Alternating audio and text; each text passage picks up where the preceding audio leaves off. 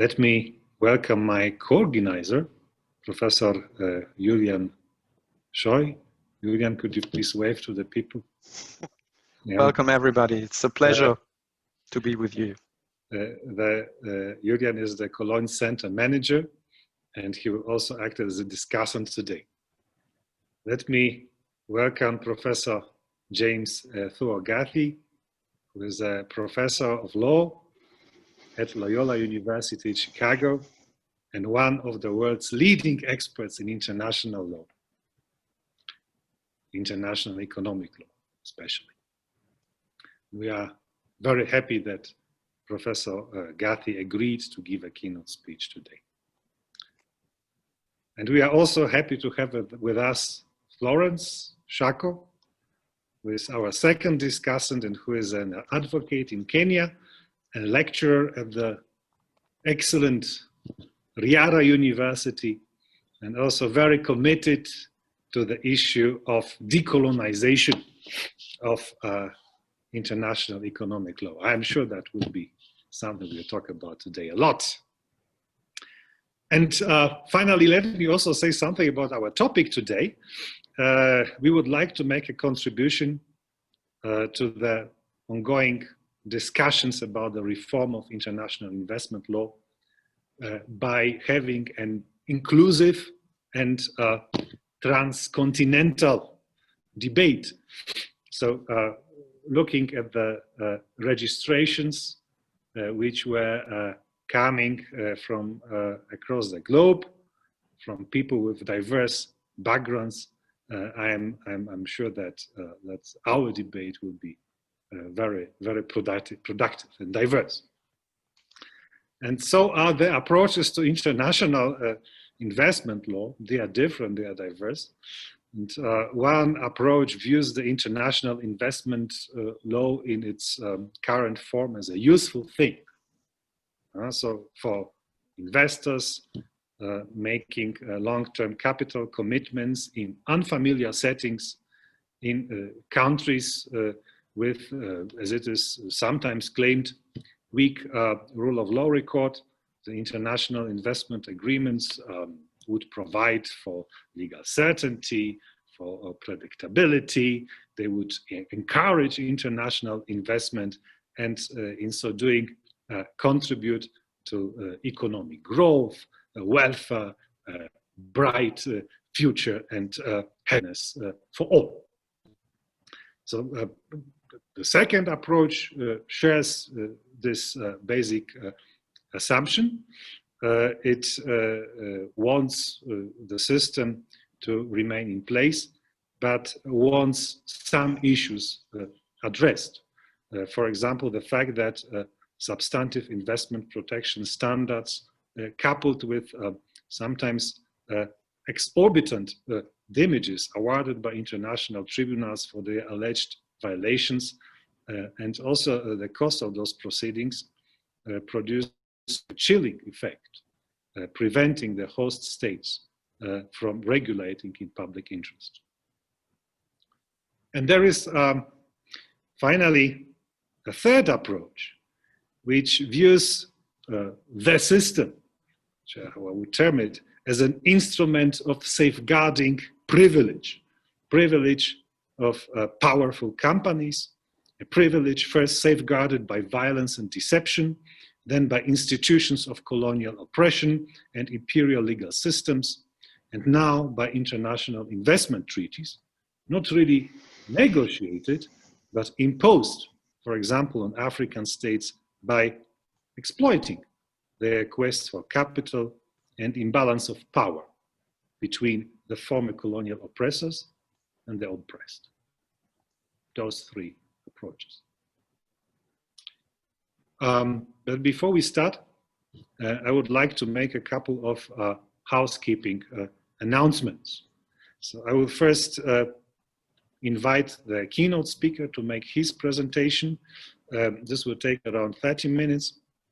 This will be followed by two interventions of our discussants, Florence and Julien. Those interventions will be taking 10 minutes each. And then the floor will be opened to the Q&A session. One request, please try to type your questions into the Q&A box. You see it at the bottom of your screen. As early as possible, so we can manage them a little bit. I will then, as a moderator, read it out, present those questions to the panelists. Now you will also have a possibility to vote for questions, and those attracting the highest number of votes will be given priority. In addition, you can make your comments and interventions in the chat window. You have already started doing that. So if you look at your screen, there are two windows. So there's a chat window and there's a Q&A window. And you can, of course, using the chat function, you can trigger the discussion and start it even now. One final announcement, you have heard perhaps the sound that the webinar is being recorded, and you see it on your screen. And indeed, we are going to record the webinar, so we are going to record the keynote speech and the interventions by the discussants, but we are not going to record the Q&A session. And so feel free, safe, and encouraged, yeah, to ask your questions. And having said this, I do not want to abuse my powers as moderator any longer. And dear Professor Gathi, dear James, the floor is now yours. Thank you. Thank you very much, Tomasz, for that kind introduction. And to the three of you, Florence, Julien, and yourself, for inviting me to give this this lecture. It's great to see this kind of collaboration. Gives me a lot of hope for international economic law. And I just want to also say something that I don't think I've had the opportunity of saying, that Florence was my student many years ago at the University of Nairobi. And I want to embarrass her by saying that I have yet to come across a more brilliant student. She wrote a paper that for her final that I still vividly remember. And it's great to see that you are still very involved as a scholar and now as a teacher as well. So I'll get down to business now. The basic point I want to make today is that even the most well-meaning reforms being considered, particularly in the United Nations Commission on International Trade Law, that's the UNCITRAL Working Group 3, and in the International Center for the Settlement of Investment Dispute, the ICSID, those two projects will likely entrench the well-known shortcomings of international investment law. The reforms that are being considered in these two venues are the consistency, coherence, predictability, correctness of arbitral decisions, concerns about arbitrators and decision makers, concerns about the cost and duration of investor-state dispute settlement cases, and I'll just say AISDS cases, and I use the shorthands ICSID and UNCITRAL as well. In the ICSID, the reform processes are primarily focused on streamlining procedures like reducing delays and increasing efficiency and transparency. And in ICSID arbitrations as well, I mean, so that people can do things like electronic filings, and there's also discussions about a code of conduct for arbitrators. what is clear about these reforms is that they're centered on making ISDS more efficient while adding more substantive rights for investors.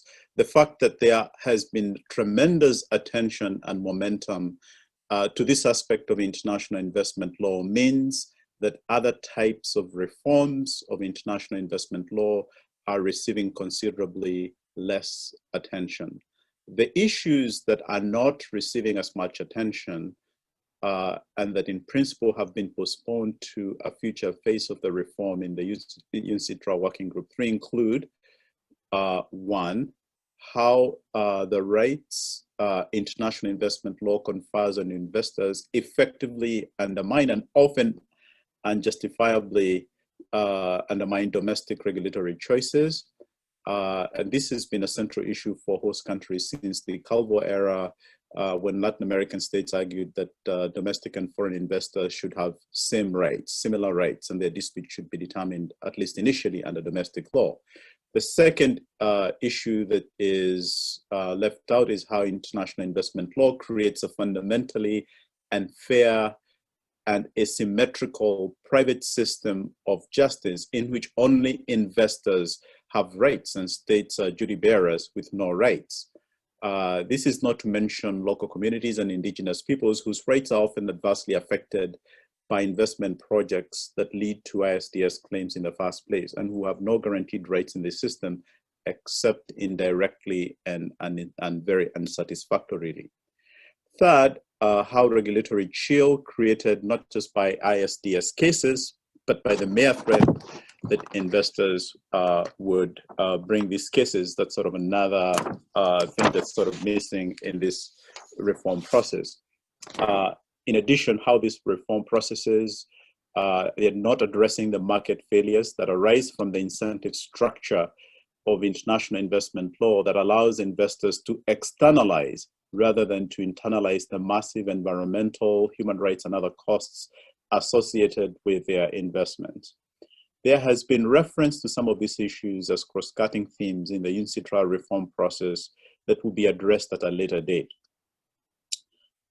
In this lecture, as a shorthand, these issues that are excluded or postponed for future consideration in the reform process, I will refer to them as constituting unequal, unfair, and unjust rules of international investment law. My argument is that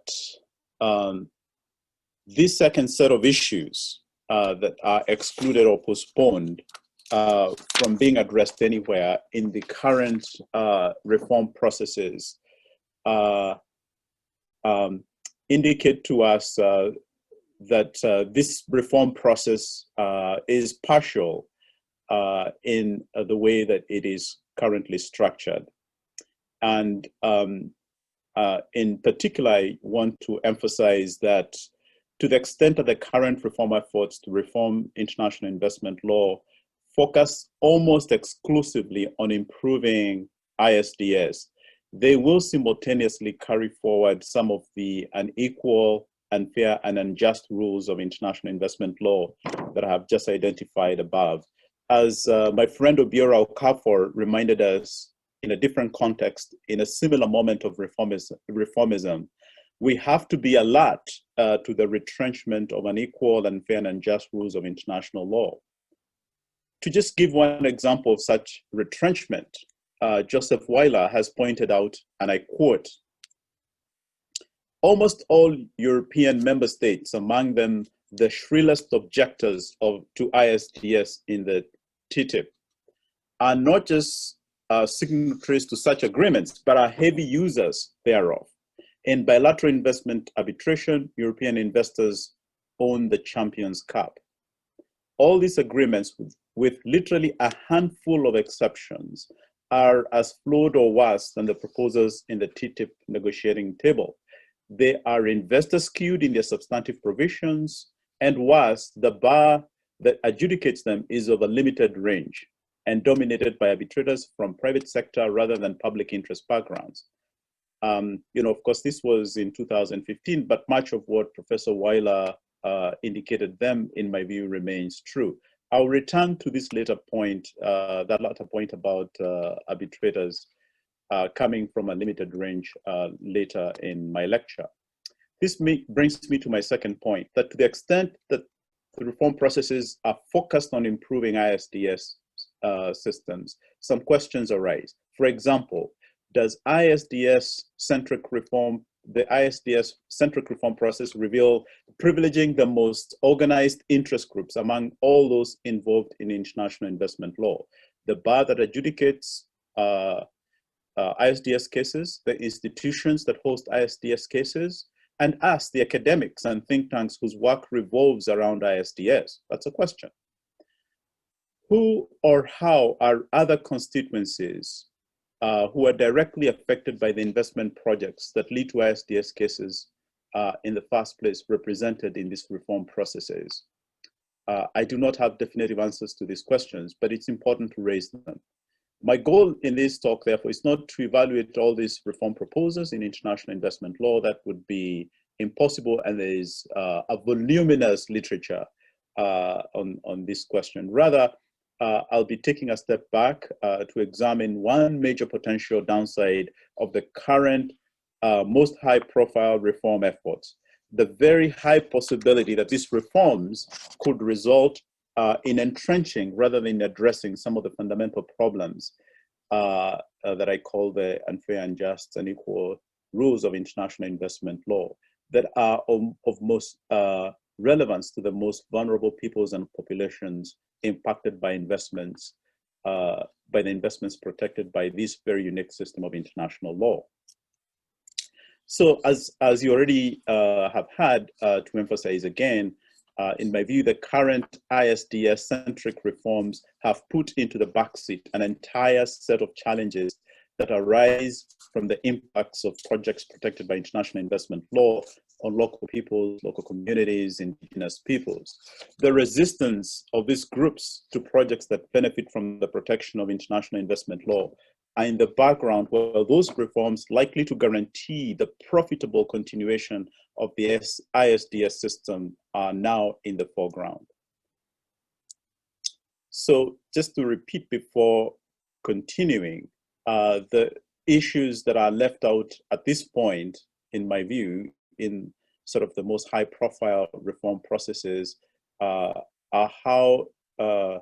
issues about how the rights conferred on investors by international investment law effectively undermine and sometimes often unjustifiably domestic regulatory choices, how international investment law creates an asymmetrical private system of justice in which only investors have rights, whereas states are duty bearers with no rights, how ISDS cases and even the threat of investors bringing ISDS claims creates regulatory chilling effect, and for how reform processes overlook market failures arising from the incentive structure of the international investment system, allowing investors to externalize massive environmental, human, and other costs.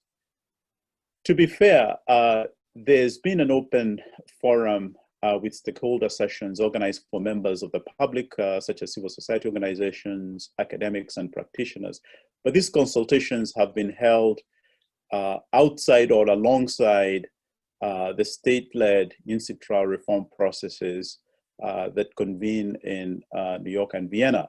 The reform process in Vienna and New York is therefore several steps removed from civil society actors, indigenous groups, and citizens who are directly impacted by these investment projects and that lead to this, to ISDS claims in the first place. The convening of these reform processes in Vienna and New York is emblematic of the invisibility of contestations to international investment law from below that I am most concerned about. After all, as Balakrishnan Rajagopal points out, even international law's story telling us about its formation remains highly elitist that entirely overlooks the role played by non-Western, non-elitist individuals and groups. Hosting the reform processes in Vienna and New York, where UNCITRAL meetings are convened, makes this process very accessible to global law firms, academics, practitioners with resources to participate. This includes those of us, of course, the academics and practitioners involved in leading journals, monographs, blogs, and online forums, forums often located behind a paywall. a feature, in my view, very typical of the transparent nature of this regime of international investment law. It is not surprising, therefore, that the reform process is dominated by a very elite group of individuals, and I'm counting myself as part of that, as part of the academic forum in the UNCIT trial process, even though I haven't been that active. These individuals, including those of us like me in academia, in law firms and think tanks, and the like, often in these venues that are considered to be arbitration-friendly jurisdictions, may very well comprise what my other friend, another good friend of mine, Bhupinder Chimney, has called attention to, this idea of transnational capitalist elites, or the transnational capitalist class. Two sociologists, Val Buris and Clifford Staples, argue that as transnational corporations become increasingly global in their operations, the elites who own and control these corporations will cease to be organized or divided along national lines. According to them, and I quote, "We are witnessing the formation of a transnational capitalist class whose social networks, affiliations, and identities will no longer be embedded primarily in the roles they occupy as citizens of specific nations," end of quote. To properly understand this transnational capitalist class, it is necessary to study what the authors call the interlocking directorates, defined as, and I quote, "the structure of interpersonal or interorganizational relations that is created whenever a director of one corporation sits on the governing board of another corporation." To fully appreciate the power of these transnational elites, we have to remember that globalization is characterized by the rising power and reach of transnational corporations and the weakening, of course, of state enforced constraints on the ability of transnational corporations to shift resources, reorganize production, extract profits without concern for national boundaries or the consequences for national economies. From this premise, it is quite clear why these transnational corporations demand rights to protect their investments. What is also true is that the protection of these rights is intended to ensure investors protect and have control over their investments from the moment they leave their accounts or location. And therefore, they also need lawyers to write, litigate, and enforce these protections. This demand for law to protect investor rights, as you will remember, is a key achievement of investors in the 20th century, as both the political scientist at the University of Chicago, Charles Lipson, and Anthony Ange's work shows us. So I want to briefly, in my allocated time, illustrate this argument about the transnational capitalist class using some African countries. I don't think I'll have time to go through everything that I intended to say, and I will let you know at the end. I have posted my paper on SSRN so that you can see my my scribblings from this talk. Let me start with South Africa. The South African government has been labeled by sort of studying the processes as a country that is taking really significant reforms, paradigm shifting reforms. But I would like to call attention to the fact that the situation in South Africa, like in many other countries, is very complicated. As some of you may know, the South African government has faced scrutiny for what has been referred to as state capture. State capture here referring to the way private individuals and companies have commandeered the organs of state to redirect public resources into their own hands and have gutted those institutions responsible for protecting the country against such corruption. This state capture of the South African state is characterized in part by the fact that its leading politicians, including its president Cyril Ramaphosa, have business interests in many sectors of the economy, from telecoms, the media, to beverages, including having the South African franchise of the US McDonald's. Ramaphosa's biographer, he has unparalleled business networks in Europe, Asia, Africa, and East Asia. South African elites like Ramaphosa and their transnational connections are further exemplified by the fact that even before he became president, he was a director of Lonmin, formerly known as Lonro, that was deeply involved in blackwashing predominantly white-owned multinationals after apartheid. These connections between business and political power on the one hand and foreign business interests on the other, as well as the new and shifting class formations resulting from them in South Africa, have been analyzed persuasively by the South African sociologist Carl van Holt. As van Holt argues, an alternative informal political system emerging at the national, provincial, local levels has emerged. And through these networks of state officials, ambitious entrepreneurs, as well as small-time operators who are rigging tenders or engaging in other kinds of fraud so as to sustain and establish businesses or to simply to finance self-enrichment. This backdrop of these connections between political power and business interests should alert us to the fact that there are different streams of elites in South Africa, complicating our understanding of a narrative that argues that South Africa supports paradigm-shifting reforms in international investment law.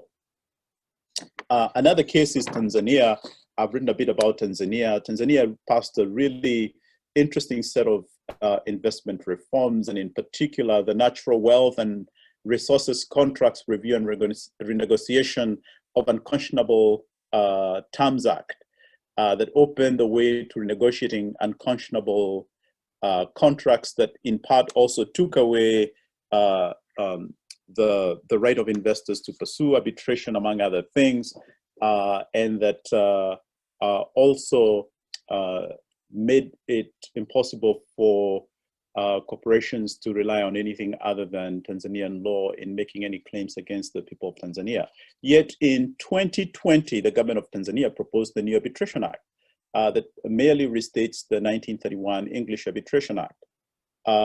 Reforms that were celebrated by the World Bank as giving confidence to foreign investors, so that even in Tanzania we see sort of the contestations among elites and the movement over time about arbitration in a way that I think we should be careful. Very quickly, the story in Sudan, I'd like to mention the work of Mark Fadi Massoud, whose work shows how the authoritarian government of former President Omar al-Bashir was too happy to embrace ISDS because in doing so, he did not want to invest in building an independent domestic judiciary or the rule of law, since this would pose political political challenge to the regime. According to Massoud, research on judicial politics in authoritarian regimes has largely overlooked these private and extrajudicial pathways, especially international arbitration tribunals, that illiberal regimes have been taking. And the work of Tamir Mustafa tells a similar story in Egypt. These variations illustrate that even within a single country, there are competing forces at play. You cannot tell one story. To tell one story is to ignore, exclude, or silence very complex realities. Capturing this much broader context and backdrop against which the UNCITRAL and ICSID reform processes are occurring, I view the challenge to which we have to pay attention. I have called this a thick description approach in some other work, which I believe is one strategy to counter reform narratives that would otherwise be seen to legitimize the minimalist reforms that currently animate the reformism of the current moment. And then I have some scribblings there from Charles Lipson and Anthony Angi showing the rise of investor rights across time. And since I know that I should be ending in about 10 minutes or so, I want to emphasize in my remaining time the contestations in previous periods that have arisen in the context of international investment law that we should pay attention to in light of the current moment.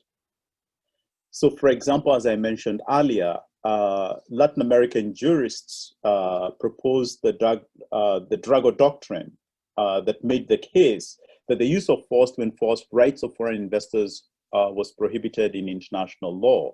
These Latin American jurists favored arbitration as opposed to war to collect debt. gunboat diplomacy.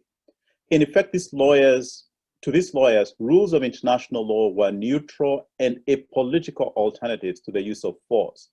What is clear from this history is that international law in the mid-20th century continued to reflect its 19th century role. Its mid-20th century role of ensuring the access to the trade and raw materials of all states. As Angish notes, when the newly independent countries in the mid-20th century sought to displace colonial international law with their new domestic law with a view to gaining access over their natural resources, their former colonial powers argued that domestic law was subject to the international minimum standard. The assertions of sovereignty over their natural resources and the new claims of self-determination to do so after independence were further negated by a series of arbitrary decisions starting in the 1950s.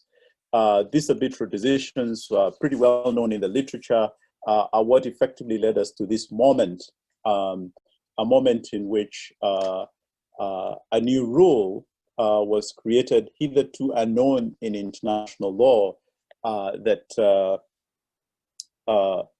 that concession agreements and contracts between newly independent states and multinational corporations could not be governed by domestic law.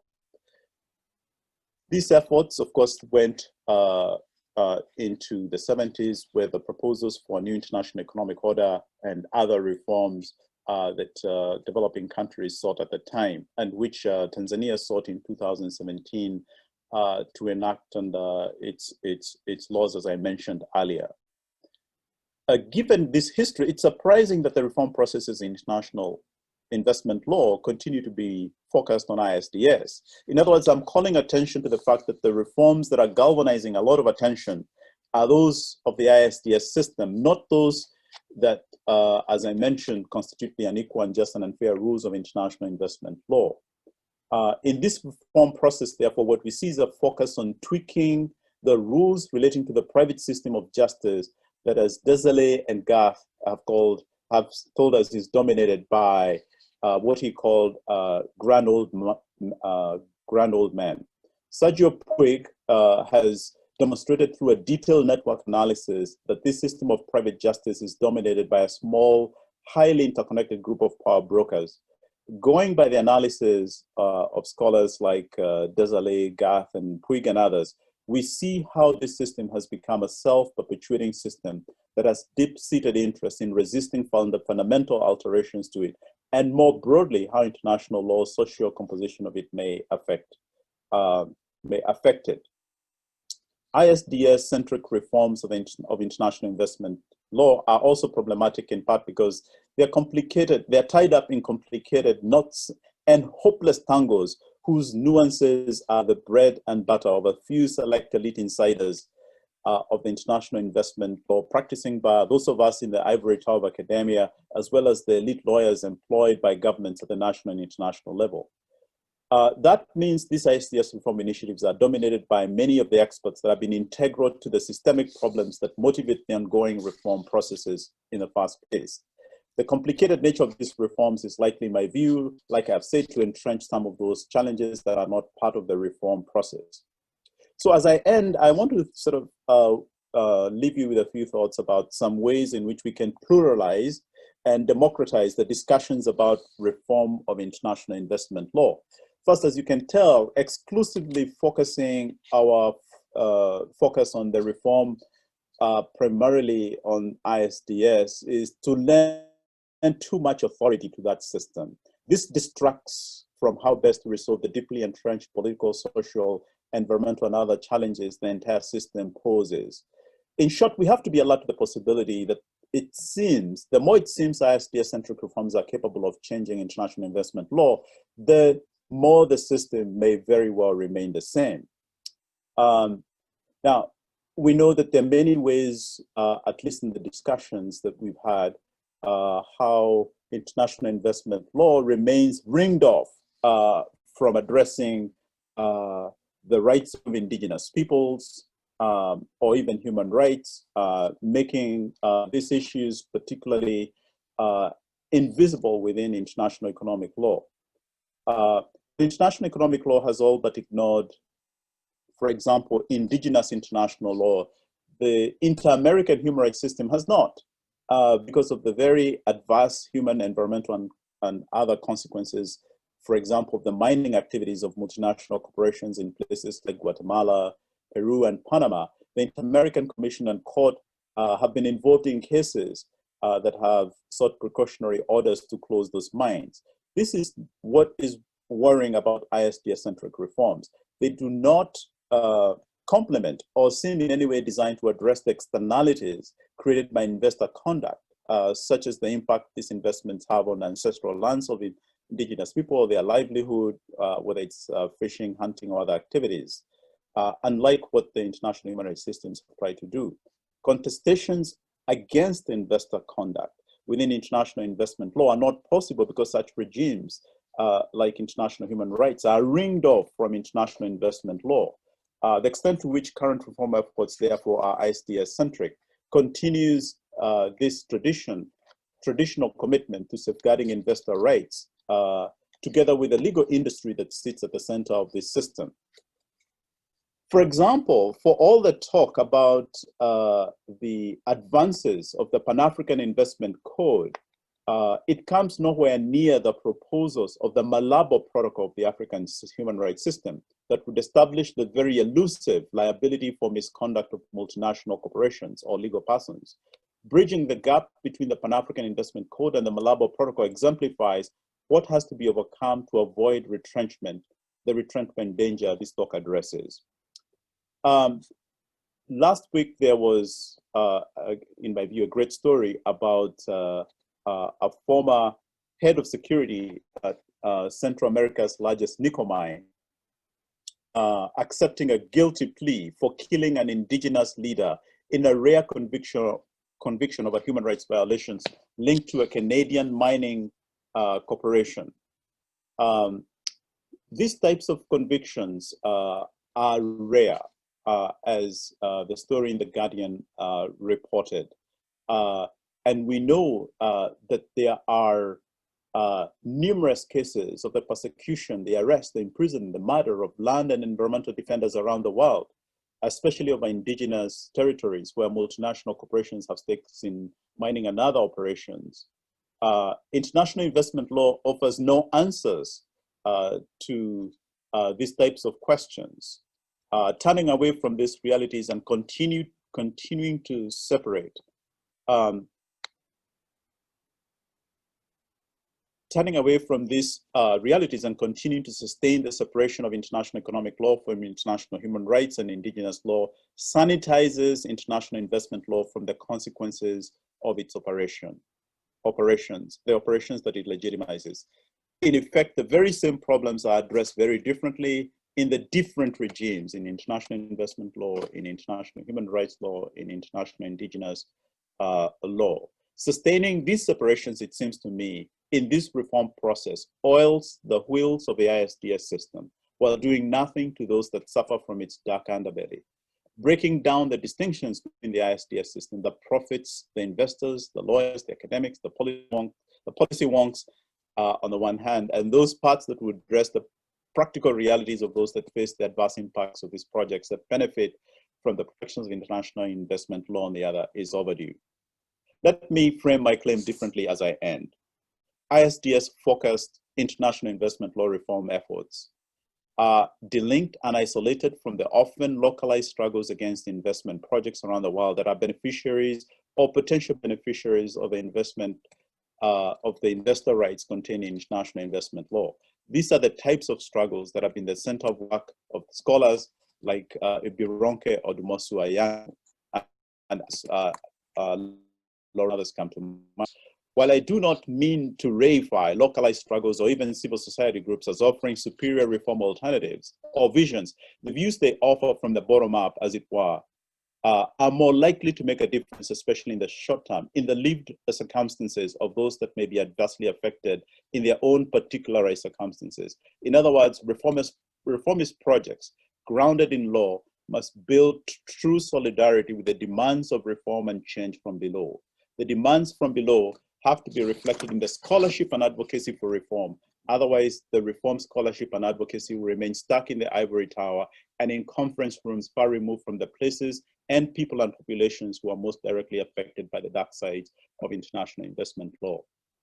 The central point of this talk then has been that meaningful reform must go beyond improving how SDS functions to advancing the rights of those directly affected by investment projects. It must go beyond what we know all too well. The history of international law has nothing been but the allocation of advantages based on who controls the making of law in any given historical period. Well, I recognize that there is no silver bullet to reforming international investment law. It is also clear to me that the current reform momentum is most consistent with the interests of those that profit most from the system. That is why these current reform efforts, in my view, are effectively entrenching the most objectionable parts of the international investment law system. Thank you very much. Thank you very much, James, for this insightful presentation. What I enjoyed about it particularly, and what I enjoy about your entire scholarship, is that you don't just look at the law on the books, that you always try to establish the interests working behind the scenes, to look at the stakeholders who are excluded, to look at the power structures. This is, I think, an excellent contribution and best tradition of 12 third world approaches to international law. And having said this, I would like to give the floor to Florence, our first discussant. Florence. Thank you, Professor Tomasz, for the floor. I hope I'm audible. Yes, you are. Okay, great. You know, they say that the student cannot be greater than the master, and it cannot be more true in this instance with the shoes of Professor Gadhi. That was an excellent presentation. And my work here is just to sort of recap or discuss a little bit of the things that have been raised and to add my 2 cents. I can also see that the question and answer portal is burning up. I can see there are many, many questions for James, but I will try not to take too much time. So the interesting thing that has come out from this, and even from my perspective, is that moments of reform can sometimes be moments of retrenchment and continuity. So that you find that even though the intention is to reform, and it is okay to focus on some of the first issues that he mentioned, that sometimes you find that by ignoring some of the other issues and the second level of issues that he mentioned, then that becomes a way of retrenching some of the things that have happened and some of the oppressions that have happened in the past. So I'm going to take one issue, for example, the fact that let's think through the question of who or how are other constituencies directly affected by investment projects, how these projects lead to ISDS cases in the first place, but yet some of these constituencies are ignored. So I'll reflect through the question of community and investor relations. If you think about Kenya, for example, you have the extractive industries and the communities around where there's oil exploration taking place, having their rights being infringed, but yet that not being something that is being considered in this process. If you think about reform, does the reform process take into account the socio-political realities of the community relations, or is that a question that is very low on the totem pole? So for example, if you think about just last year in December, Africa Oil and Tullow Oil, they secured licensing extensions, which means that oil explorations will continue. And we know that that can lead to investment disputes. But the problem here is that for the local communities, which are likely to be impacted by these investments, you find that the reform is not something that is taking their interest into consideration. And as Professor Gadhi said, it tends to externalize some of the costs like environmental degradation, human rights violation, while it seems to protect investor interests. So it's really important to think about community and investor relations and how the reform process can take into account the complexities of the community interest. So that's one of the things that we can think about. And I've seen some questions also related to that. Also, there's the question of resistance of local and indigenous communities to projects that benefit from protection of international investment law. Thinking through about the fact that some of these the reform processes take place in Vienna and New York and so forth, how do we make sure that the interests of indigenous communities are not invisible? And I wanted to make a comment about the transnational capitalist class that Professor Gadi referred to. We know one of the defining features of ISDS is the fact that you find that the conflict is delocalized, right? That the reform process happens far away. And the whole rationale of it is that you're trying to find a neutral forum for dispute resolution that can enhance rule of law. But if you think about that delocalization and its impact, the reality is by removing that conflict from the local community and not having local communities participate, all that does is depoliticize and diffuse the struggle or neutralizes local resistance, which is a shame. ISDS litigation being taken away from local populations, the rationale again you'll hear is that people saying that this is to help to depoliticize the process, and you want to have the status quo of investor-state arbitration being maintained. But the reality is that by moving that physical location, what does that mean for the local communities? It means that you're disengaging popular struggle, and it is unfair to these communities for that jurisdiction to be removed. Not only is it that you're removing the physical jurisdiction, but what that does, the effect is that it actually creates a fictional jurisdiction where states and foreign investors exist, and who is left out or left without rights? It is the local population. So that kind of local disempowerment is something that has to be highlighted, yet it seems to be a low priority in the conversations that are going on. So ISDS, what it does is that it enables sort of a legalization of socially harmful exploitation. It plays a very integral part in sustaining a global neoliberal regime that guarantees the rights of corporations, companies, and the shareholders there, but suspends the rights of indigenous communities. And I hope that we can have a little bit more of discussion in relating to how indigenous rights can be taken into account. Professor Gade also mentioned about South Africa as an instance of state capture, and I feel like this is something a lot of us can resonate with from various countries, and we have many participants from across the world.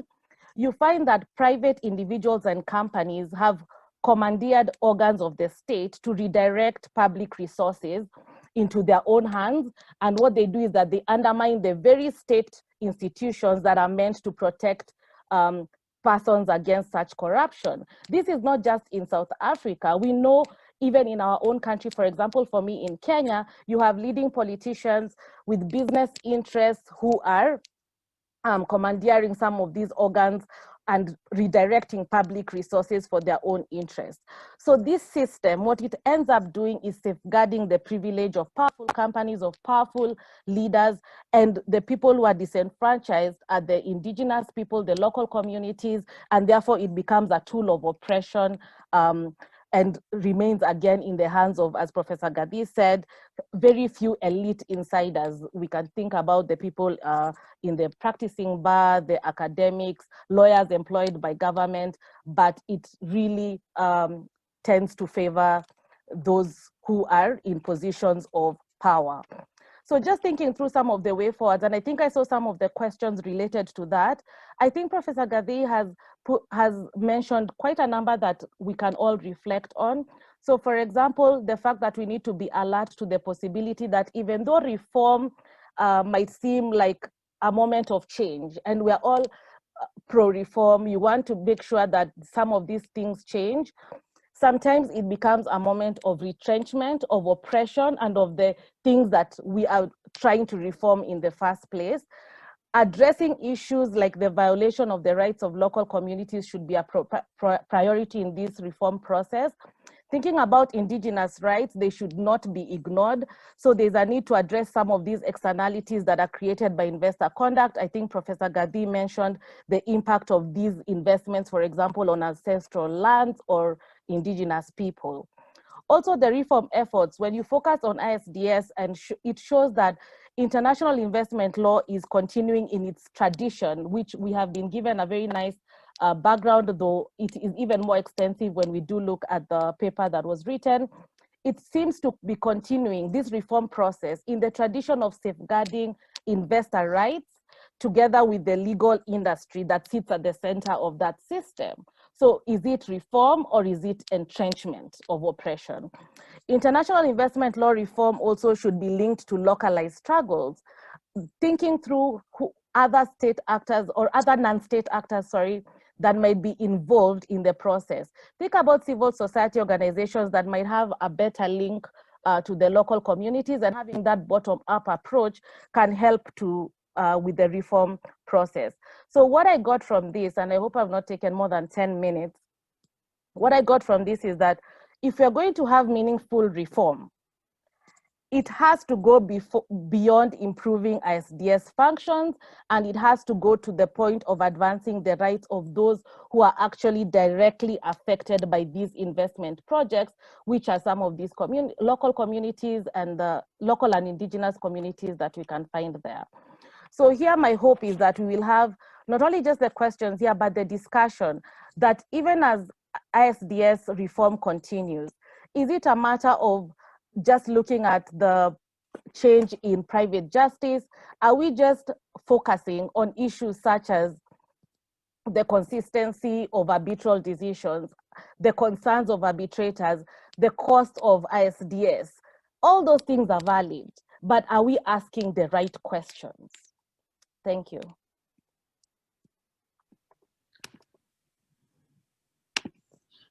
Thank you very much, Florence. Are we asking the right questions? So thank you very much for this reflection. Thank you very much for putting up a spirited case for the interests, for the rights of the local communities, of the small farmer whose land is being degraded by drilling and oil exploration activities, as it happens throughout the continent. And now I would like to give the floor to Julien. Julien, karibu. Thank you, Professor Miliej, Tomasz. Let me first warmly welcome all of you on behalf of the International Investment Law Center Cologne and express my profound gratitude to Professor James Gathy for giving this really extremely inspiring keynote, and to Florence Shako for these excellent and thought-provoking comments. I could not agree more with our moderator that we need to have an inclusive and open-minded debate on ISDS. And it is exactly what we try to contribute to by organizing this webinar. So now I will try to briefly add a few observations in which I want to bring in what could be described as a European perspective on ISDS in general and the current reform process in particular. And to do so, I agree with Professor Gathy that we must take a step back from the multitude of technical issues currently described and discussed at UNCITRAL Working Group 3 to examine the bigger picture. So the first observation concerns how many academics and practitioners in Europe and other industrialized nations traditionally look at the creation of international investment protection and ISDS. It is often pointed out that providing investment protection through international treaties helped to replace what is euphemistically called gunboat diplomacy, so the resolution of investment disputes by the use of military force. And even if investment law and ISDS were a step towards peaceful settlement of economic disputes in this particularly narrow context, this leaves out the important and unpleasant truth that the creation of investment law was indeed closely linked to an economic and political order shaped by colonialism. And just as James Gethy and Florence Shako did today, it is important to point that out. Against this background, I consider this to be uncontroversial. The mere fact that ISDS helped to replace gunboat diplomacy is obviously not enough to justify the current system of investment protection. And the same applies, and here I agree what Florence just referred to the often described effect of depolitization of investment disputes. It is true that the right of investor to bring a claim directly against the host state excludes diplomatic protection and thereby interstate litigation. But we should not overstate this effect of depolitization.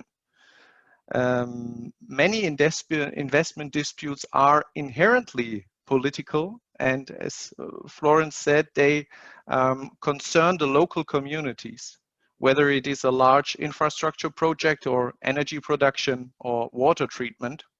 So the mere fact that such disputes are settled before an ad hoc arbitration tribunal by party-appointed arbitrators does not make these disputes less politically relevant or controversial.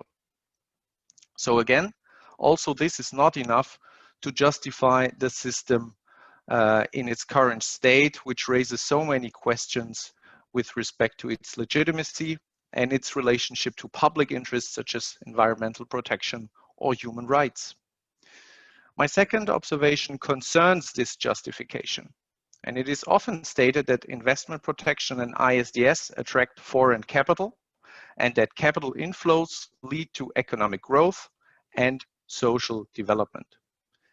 It is critical to recall that this is an oversimplification which misses an important point. Capital inflows do not automatically go hand in hand with economic and social development. Instead, foreign capital creates an opportunity for development, but it is no end in itself. To promote sustainable change, it must come with regulation inspired by public interest, which can transform the economic stimulus created by foreign capital into actual economic and social development. Whether this is actually possible depends on, inter alia, on how substantive ISDS protection standards are drafted and how dispute settlement procedures are organized. Therefore, in my view, ensuring that investment protection actually promotes sustainable development is not an internal policy issue of the host state, but maybe the most important common responsibility of all state parties to an investment treaty. And you may have realized that by pointing this out, I argue in favor of the second category of approaches mentioned by our moderator at the very beginning. Since I do not think that it would be a wise thing to do to simply abolish ISDS and terminate all existing investment treaties. Even though I agree that their initial creation is closely linked to colonialism. Why? Because to my understanding, investment treaties are a legal tool to address and regulate the important and potentially conflictual relationship between foreign investors and host states. Abolishing ISDS or investment treaties will not change this situation. The policy changes and challenges would remain. Instead, it might lead to a development in which individually related and negotiated state contracts between large multilateral corporations and governments would become even more important than they are today. So instead of banning the knives from the kitchen, we should work towards establishing a manual for the responsible use of knives by openly addressing the interests of all stakeholders in a meaningful way. And the UNCITRAL reform process could be an important first step in this direction. But I absolutely agree with my co-panelists that this is not an automatic automatism, and the danger of entrenchment really exists. So indeed, we need to ask the right questions.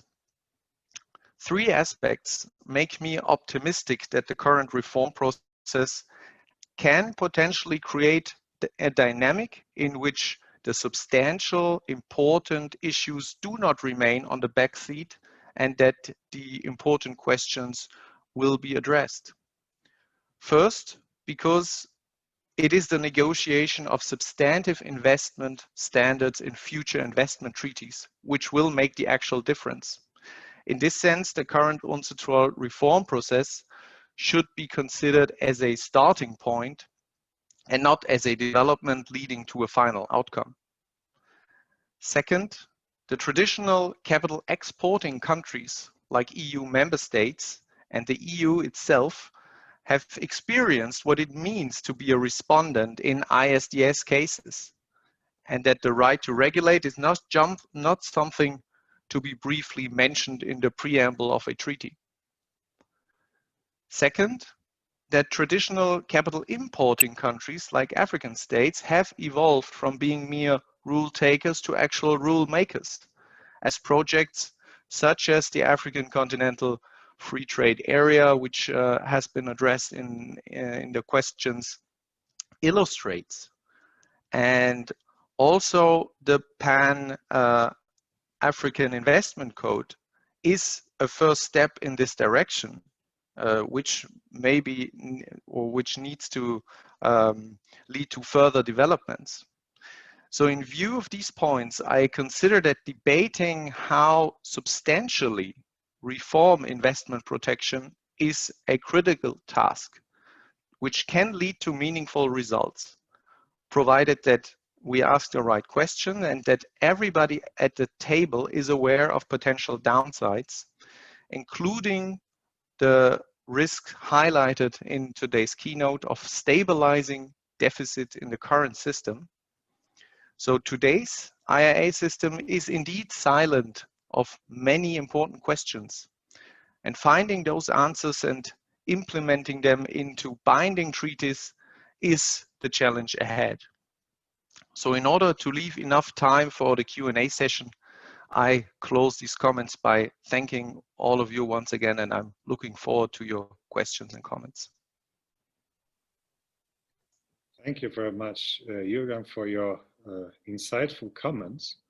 I think we have already established the stakeholders whose interests are not well taken into account by the international investment law. I think there's a point of, there could be a point of disagreement. So transforming the capital inflows into development opportunities, although it is also questionable whether the international investment law actually increases the inflows, the capital inflows. But staying with the original question, is it really an international responsibility, or it is the regulatory responsibility of the host state? In terms of resolving, and here I agree with you, a genuinely political issue of a clash of interest between the foreign investor and, for example, the local farmer, which I mentioned before. So international responsibility versus acknowledging the agency of the host state. I would like to leave you with this question, and I would like to now turn to the questions which were actually asked